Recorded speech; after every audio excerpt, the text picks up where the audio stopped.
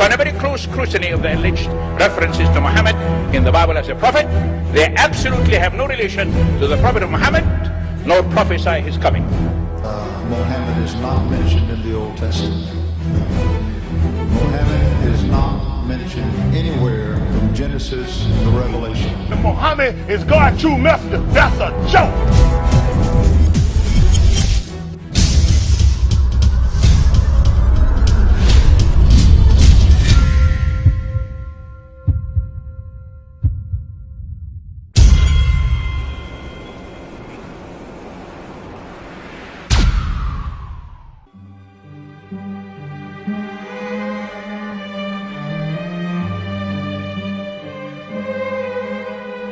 Lo, we inspire thee as we inspired Noah and the prophets after him, as we inspired Abraham and Ishmael and Isaac and Jacob and the tribes, and Jesus and Job and Jonah and Aaron and Solomon, and as we imparted unto David the Psalms.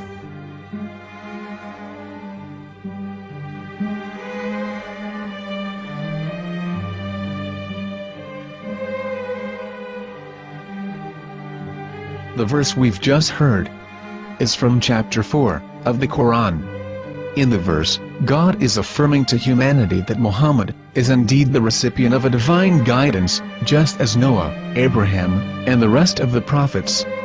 However, some Christians and Jews today don't believe that Muhammad was a prophet and the covenant that God made with Abraham. And since the Quran is not their book of authority, in this video I'm going to show you that the book you're holding in your hands contains the name off the seal of prophethood, the Prophet Muhammad.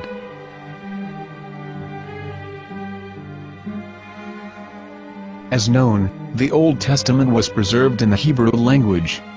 In the 5th chapter of the Shir HaShirim, which is one of the 5 Megillat or sacred scrolls that are part of the Hebrew Bible, or for short the Song of Solomon, as Christians know it today. That chapter is discussing someone. Jews will say it is discussing Solomon, while Christians will say it is discussing Jesus. Considering this is the Songs of Solomon, it would seem logical that it is discussing Solomon.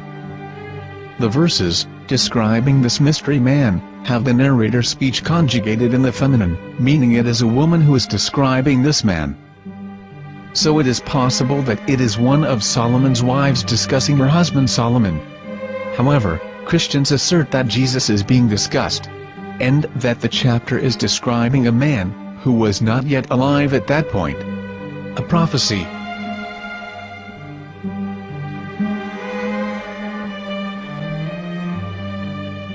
In reading the English translation of Song of Songs 5:16, it finishes the description by saying, "He is altogether lovely," but what most people don't know is that the name of that man was given in the original Megillat. Here is verse 16, and how it is written in ancient Hebrew, before introducing the vowels, in the 8th century. From the Hebrew Bible, on scripturetext.com.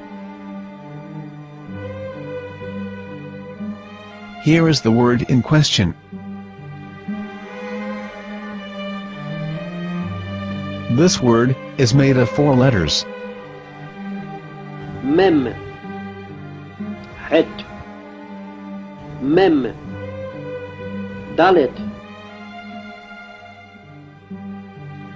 Now when reading the word as it is written in its original form, with no vowels, it can be read as Muhammad, which is the name of the Muslim prophet, or as Mamad with no A after the H. According to Ben Yehudah's Hebrew-English dictionary, it is correctly pronounced as Muhammad, not Mamad. So how we're going to know for sure if it's pronounced as Muhammad, the Muslim prophet, or as Mamad, a random Hebrew word? The only way is to give the verse to a rabbi, and say to him, "Please read."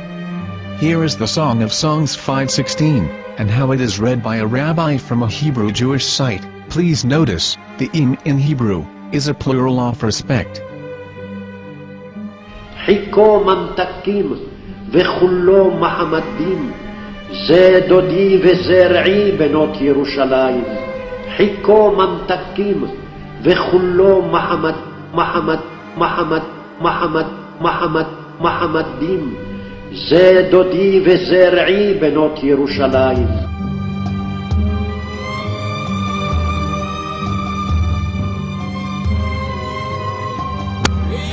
Coming out from the darkness, there are no other gods but God, and Muhammad is his messenger.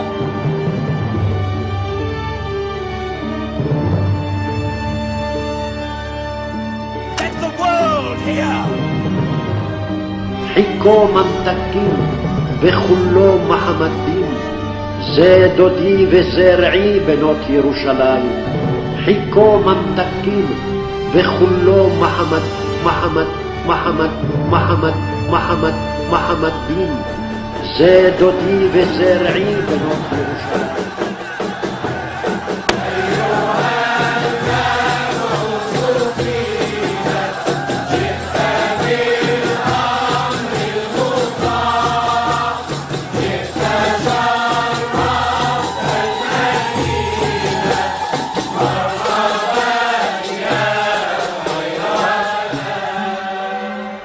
Here is the famous SDL translation tool, which includes a professional human translation, as well as an online translation.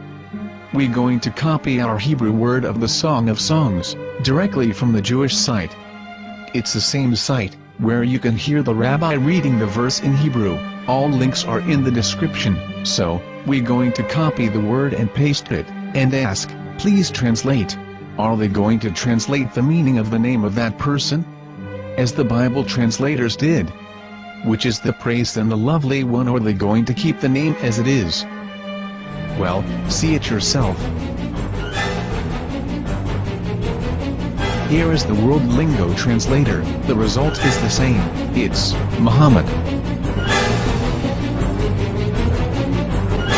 We have no right. We have no right to translate names of people. Anybody. Your name should be retained. Mr. Black is Mr. Black, though he's white. You have no right to translate names of people. But they have been doing that. Muhammadim, they translated as altogether lovely. But the word Muhammad is there in the Hebrew language. The word Muhammad is there in the Hebrew language.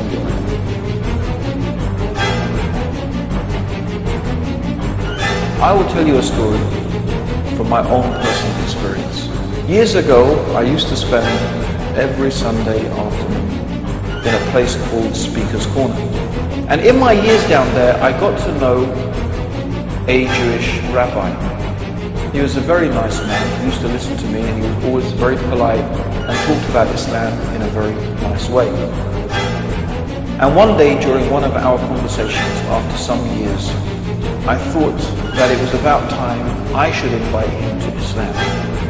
So I said to him, you know, my friend, we have been talking now for many years, and even you have admitted to me that Muhammad is a prophet. So why then do you not embrace Islam? He said to me, we Jews, we never change our religion. I said, but half of the rabbis of Medina became Muslim. He said, that is true, but still, we Jews never change our religion. I thought, what can I say to him? He looked at me and said, listen to me, my friend.